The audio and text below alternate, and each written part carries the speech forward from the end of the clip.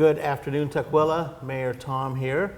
Today I am with King County Council member Steffanie Fain, who is seated for District 5. And she's come by to share a little conversation with us about her role and how it impacts Tukwila. So number one, welcome. Thank you. Thank you for being here. Sure. Maybe you could tell us, you just won election into this seat in November, and because it was an appointment, you had to take it early. Yes. So as of the end of November, you were sworn into office. That's right. And in District 5, one of your cities is a portion of Tukwila.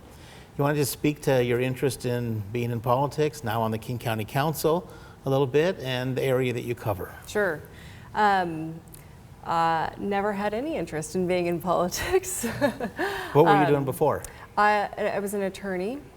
I did civil litigation for about 12 years, and then transitioned my practice to healthcare and employment law. I chaired the Harborview Medical Center board. I served on the board representing South King County for over a decade, and then I was board chair for about 5 years.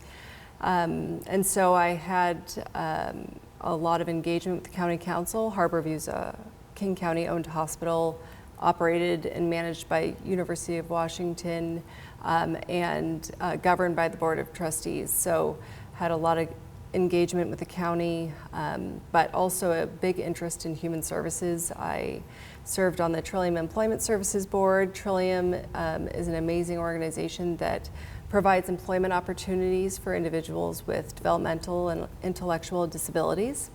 And I just thought I was be an attorney and a mom and coach basketball and do all that fun stuff. But about a year ago, became pretty frustrated with the state of things and decided to throw my name in the hat, and just really fell in love even more with the cities. I've been familiar with all of the cities. I've lived in South King County for a very long time, but also just the desire to make sure that South King County receives the appropriate level of infrastructure and investments and supports that it really needs for everyone to thrive. And so that has been kind of lighting a fire under me. And so I don't like politics, but I do love serving the public. And so I am exactly 3 weeks into my new role. And of course, we are in the state of emergency with flooding, and it's been a very interesting few weeks. Yeah, it has. You had mentioned that you did some time with the Des Moines Parks and Rec, and with Foster Golf. Do you golf there? Do your family golf there? So my nephew, who is at Mount Rainier High School in the Highline School District, is a rock star golfer. He goes to all the state tournaments and he's fantastic. So my boys have been watching him play and have wanted to play. So they did the First Tee program, and so they will go to Foster. They also have played soccer at Starfire, and they have, I think we've done some lessons at Glen Acres as well. Okay. So you have firsthand experience then of Tukwila. Oh yeah. Yeah, for many years. Yeah, and my father-in-law. Speak to that connection. Yeah, my father-in-law is Richard Fain, Sr., and he was the principal of Tukwila Elementary for over 2 decades, I think. He, just loved Tukwila Elementary, and so I'm going to be taking him back there, coordinating that with the school district to bring him back and do a tour and visit some of the, I think there's some teachers and people that are still volunteering at Tukwila, like Mr. Duffy. Oh yeah.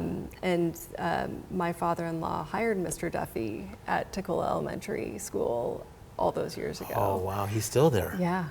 Mr. Duffy goes up there every morning. Yeah, so we have a lot of ties to South King County. My boys swam last year 3 days a week at the pool next to Foster. The Tukwila pool, okay. So we've lost a number of goggles and t-shirts there. Well, we appreciate your roots here in Tukwila. Now you have a broader role with the city, and a part of Tukwila is in your District 5. And maybe you could speak to some of the things you're thinking about, your thoughts as you leave the campaign season and now take the seat, and people are looking for you as a King County Council member. Yeah. So my goal again is to be a regional support for our cities. We have 6 incredibly unique and different cities, but all of whom share some similarities and needs. And so my goal as a county council member is to provide that regional support in whatever capacity is needed.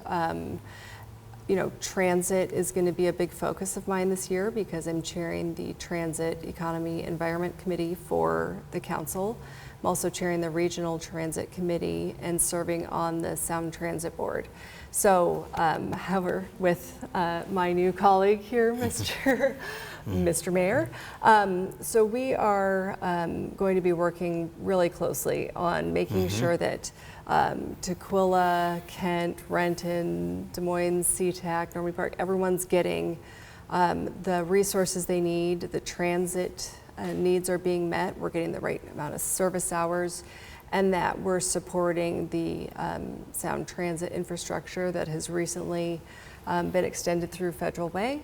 But in whatever way you need and any of the cities need the county's support and leadership, it's my goal to have already thought of that, but if we haven't, to be that support for you. And I'm looking for a partnership and to really just be however helpful I can. Look forward to working with you. We're both going to be new members on the Sound Transit Board. And you, so you're new to King County, you have a 4-year term. Now, 3. Or 3. They're moving us to even year elections. Oh, they so are? I have 3 years. Oh, I don't think I knew that. Yeah. Well, thanks for clarifying that. Sure. Now, you also are going to be working with King County Flood District? Yes. And what will be your role there? So each of the King County Council members also serve as supervisors for the flood control district. I believe that I will also be on the executive board. Usually the council members who have these critical areas in their districts also get to serve on the executive board.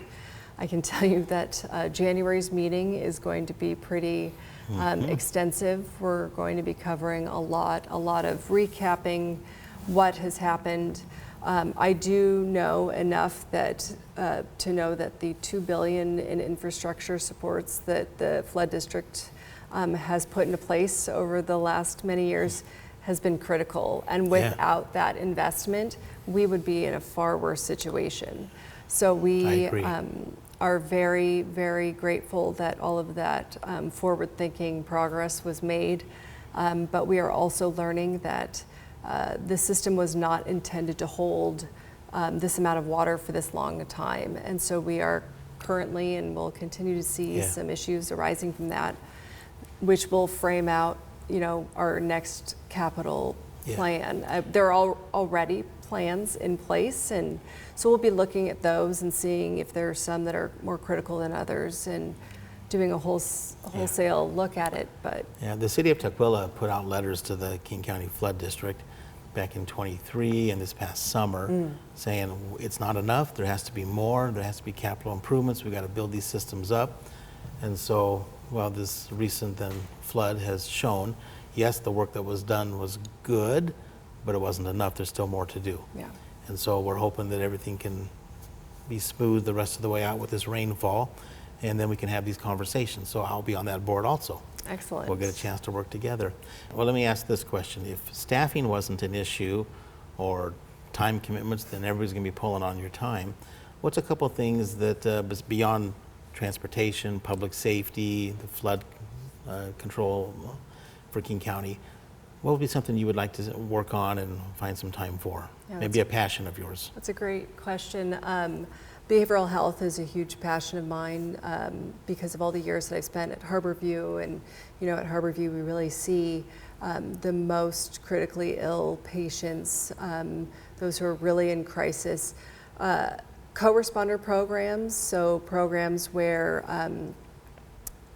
folks trained in behavioral health either ride along with law enforcement or respond at the call of law enforcement. Behavioral health co-responder programs, I think, would be a really important way to address the crisis that we find so many of our residents in. And so North King County has set up a co-responder program that spans 5 cities, which allows people who are crossing borders into other cities to continue to receive services from the same group. And so I would love to see a system like that established in South King County. I think we are in need of some behavioral health supports.